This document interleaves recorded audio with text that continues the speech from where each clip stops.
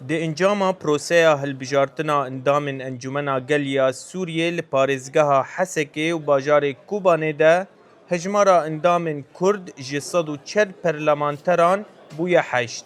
Bejdarbûna Kurdan di hilbijartinan de rêjeya wan û mekanîzmeya hilbijartinê bûye rojev di nav Kurdên Rojava de. Bi taybet piştî baykotkirina PYD û 23 partiyên din. Mafnasekî Kurd dibêje got hilbijartin dê bandorê li ser Kurdan û doza wan nekin. Ji ber got mekanîzmeya hilbijartina endamên parlamentoyê xizmeta bercewendiyên hikûmeta demkî dike. برلماني جو بهالبجارتنا ملت بي وخدمتها ملت بك وبرلماني بتعيين بي جسروكي وهي خدمتها وي سروكي بك مسألة كردي براستي قاف كي سروك باز دي بيش دي مسألة كردي نل برلمان دي روح حل دي مسألة كردي تثبيتها ما في كردا دي دستوري دي مسألة كردي مشاريع عنصري بريك سر كردا بيك هاتن دوي رابن بشتي فانا مرودر مسألة مجلسها تأسيسي ومجلسها تأسيسي بدود بشتي دستورك تشيد بمرودر برلمان.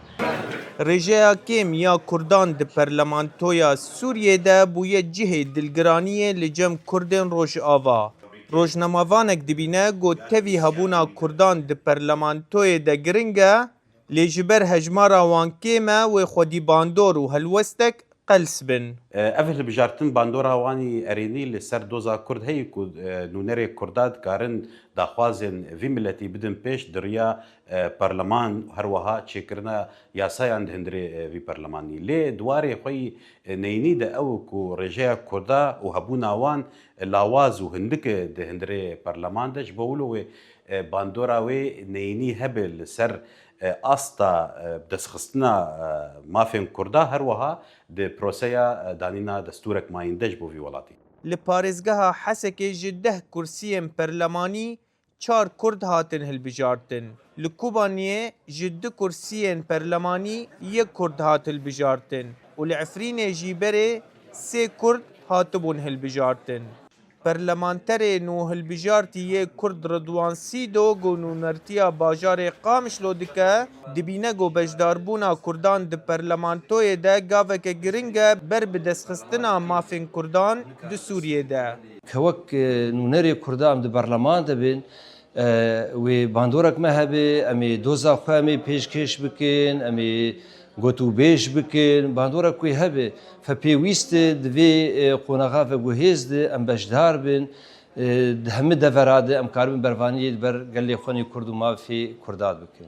Endamekî Komîteya Bilind ya Hilbijartinên Encumena Gel ya Sûriyê dibêje got hikûmet piştgiriya beşdarbûna Kurdan di pêvajoya siyasî ya Sûriyê de di hemû astan de dike û wê xwedî bandoreke berçav bin. الحكومة السورية والدولة السورية حريصة جدا. حکومت و دولتا سوریه دخوازن برایên Kurd de her tiştê ku bi dewleta Sûriye ve girêdaye di warên îdarî, ewlehî, leşkerî û siyasî de beşdar bin. Yek ji wan ew e nûneretiya wan di Encumena Gel de. Encumena nû dê bibe desthelata qanûndanînê û Kurd dê di nivîsandina destûr û qanûnê de xwedî deng bin. Ji ber vê yekê rola wan dê girîng be. Li gorî daxuyaniya destûrî ya ji bo qonaxa veguhêz got ji hêla Serokkomarê Sûriye Ehmed El-Şerዕ ve hatiye imzekirin, Serokkomar sê yek ji endamên Encumena Gel an got heftê endam ji 210 endaman destnîşan dike. Di heman demê de do ji sêyên din biriya dezgehên herêmî hatine hilbijartin. Îvan Hesîb, Dengê Amerîka, Hesekê.